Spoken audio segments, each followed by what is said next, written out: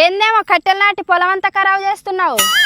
ఖరాబ్ చేయడం కాదు, గిట్లా నాటుకుంటే ఖరాబ్ అయ్యే పొలంగిన మస్తు మంచిగా దిగుబడి వస్తుంది. గీ ఉత్త కట్టెలతోటి పంట దిగుబడి ఎట్టొస్తుంది?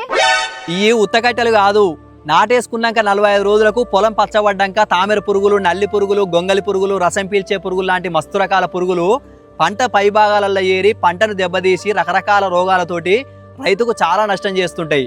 ఇక గిన్ని రకాల పురుగులను మంగళపిట్టల లాంటి మస్తు రకాల పక్షులు ఈ కట్టెల మీద వాలి వాటిని ఆహారంగా ఎత్తుకెళ్ళి వాటికి తెలవకుండానే రైతుకు చాలా లాభం చేస్తాయి, పంటను కాపాడుతుంటాయి. కట్టెలు నాటుతోనే ఎత్తుకోపోతాయా లేకపోతే ఎత్తుకోవా?